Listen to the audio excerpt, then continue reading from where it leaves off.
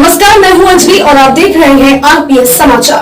तो चलिए शुरुआत करते हैं आज की बड़ी खबर से। आज सुहागिन महिलाओं ने वट वृक्ष का पूजन कर पति व सास ससुर की लंबी आयु की कामना की। आज पूरे देश में सुहागिन महिलाएं वट सावित्री व्रत को कर पति और सास ससुर की लंबी आयु की कामना की। यह व्रत ज्येष्ठ अमावस्या तिथि के दिन रखा जाता है। विवाहित महिलाएं इस व्रत को अखंड सौभाग्यवती का आशीर्वाद पाने के लिए रखती है। व्रत को रखने का पुण्य फल तभी प्राप्त होता है जब इस व्रत की कथा को सुना जाता है। यह पौराणिक कथा इस प्रकार है। अश्वपति नाम का एक राजा था। राजा के घर कन्या के रूप में सावित्री का जन्म हुआ।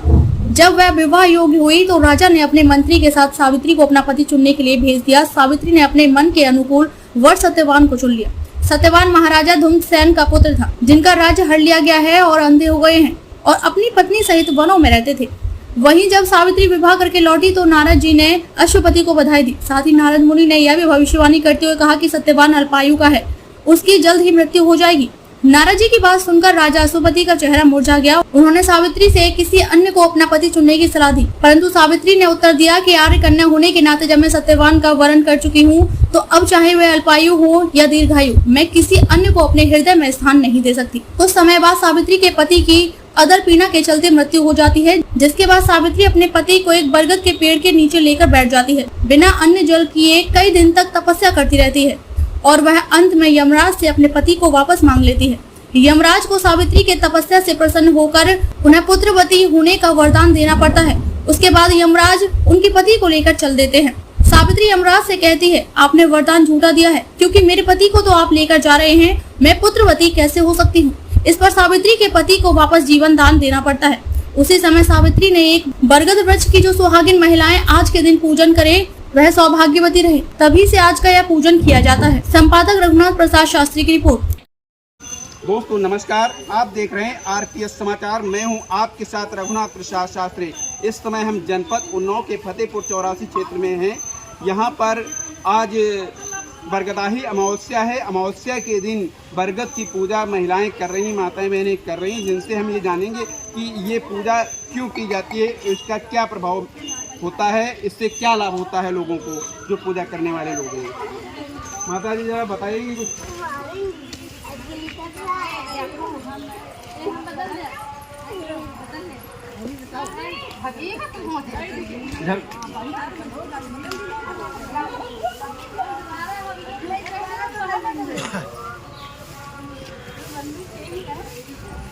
माता जी आपका शुभ नाम क्या है?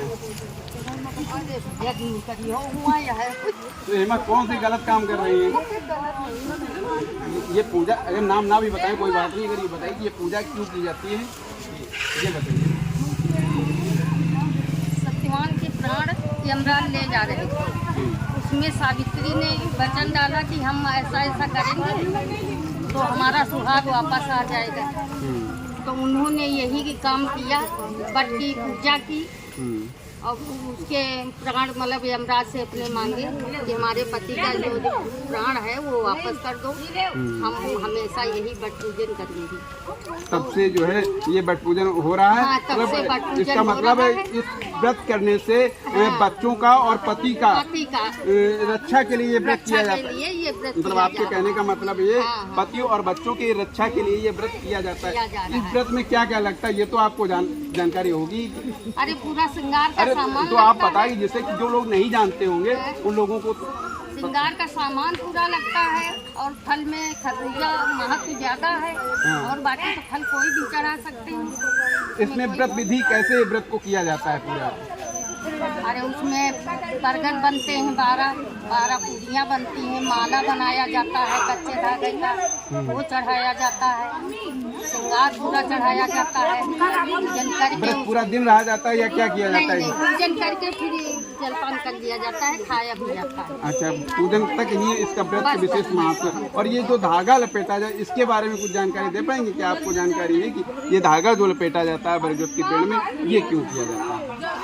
भैया इतनी तो जानकारी नहीं, इसके बारे में किसी को जानकारी है संदर्भ में कि धागा क्यों लपेटा जाता है? भौजी है हाँ, ये जानकारी तो आप बताइए कि ये धागा बरगद करने क्यों लपेटा सामने देखिए। आदमी की लंबी हो इसलिए धागा लपेटा जाता है। ठीक है, मेरे साथ कुछ श्रद्धालु महिलाएं मौजूद थी जिन्होंने इस बरगद की पूजा के बारे में ये बताया है कि सत्यवान सावित्री की कथा की वजह से सत्यवान के प्राण हरने के लिए यमराज आए हुए थे। उन्होंने सावित्री ने इस बरगद के पेड़ के नीचे 24 घंटे का उपवास किया था और उसके बाद में यमराज हार मान करके वो इस पेड़ के नीचे आ करके सत्यवान को जीवन दान दिया था। और तभी सावित्री ने उनसे वरदान मांगा था कि जो भी व्यक्ति इस दिन ये बट सावित्री के नाम से जो व्रत ज्येष्ठ अमावस्या को पड़ता है, इस दिन जो व्रत करेंगी महिलाएं और बरगद की पूजा करेंगी, उनके सुहाग की रक्षा यमराज करेंगे, उनका जो अल्प मृत्यु के योग होंगे वो टल जाएंगे। इस तरह की जानकारी यहाँ की श्रद्धालु महिलाओं ने दी।